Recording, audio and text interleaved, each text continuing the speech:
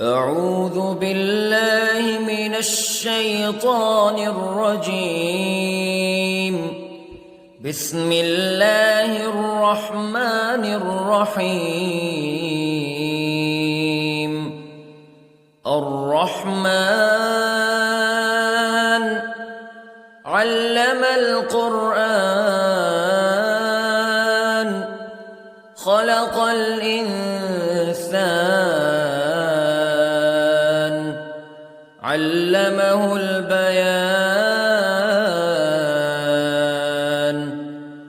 الشمس والقمر بحسبان والنجم والشجر يسجدان والسماء رفعها ووضع الميزان ألا تطغوا في الميزان وأقيموا الوزن بالقسط ولا تخسروا الميزان. والأرض وضعها للأنام فيها فاكهة والنخل ذات الأكمام والحب ذو العصف والريحان فبأي آلاء ربكما تكذبان. خلق الإنسان من صلصال كالفخار وخلق الجان من مارج من نار فبأي آلاء ربكما تكذبان. رب المشرقين ورب المغربين فبأي آلاء ربكما تكذبان. مرج البحرين يلتقيان بينهما برزخ لا يبغيان فبأي آلاء ربكما تكذبان. يخرج منهما اللؤلؤ والمرجان فبأي آلاء ربكما تكذبان. وله الجوار المنشآت في البحر كالأعلام فبأي آلاء ربكما تكذبان. كل من عليها فان ويبقى وجه ربك ذو الجلال والإكرام فبأي آلاء ربكما تكذبان. يسأله من في السماوات والأرض كل يوم هو في شأن فبأي آلاء ربكما تكذبان. سنفرغ لكم أيها الثقلان فبأي آلاء ربكما تكذبان.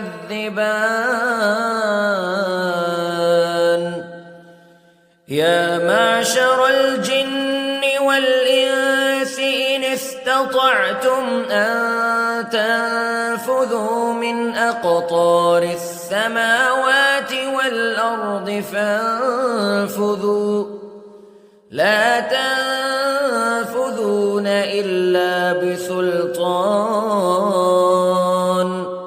فبأي آلاء ربكما تكذبان يرسل عليكما شواظ من نار ونحاس فلا تنتصران فبأي آلاء ربكما تكذبان فإذا انشقت السماء فكانت وردة كالدهان فبأي آلاء ربكما تكذبان فيومئذ لا يسأل عن ذنبه إنس ولا جان فبأي آلاء ربكما تكذبان يعرف المجرمون بسيماهم فيؤخذ بالنواصي والأقدام فبأي آلاء ربكما تكذبان هذه جهنم التي يكذب بها المجرمون يطوفون بينها وبين حميم آن فبأي آلاء ربكما تكذبان ولمن خاف مقام ربه جنتان فبأي آلاء ربكما تكذبان ذواتا أفنان فبأي آلاء ربكما تكذبان فيهما عينان تجريان فبأي آلاء ربكما تكذبان فيهما من كل فاكهة زوجان فبأي آلاء ربكما تكذبان متكئين على فرش بطائنها من استبرق وجنى الجنتين دان فبأي آلاء ربكما تكذبان فيهن قاصرات الطرف لم يطمثهن إنس قبلهم ولا جان فبأي آلاء ربكما تكذبان كأنهن الياقوت والمرجان فبأي آلاء ربكما تكذبان هل جزاء الإحسان إلا الإحسان فبأي آلاء ربكما تكذبان ومن دونهما جنتان فبأي آلاء ربكما تكذبان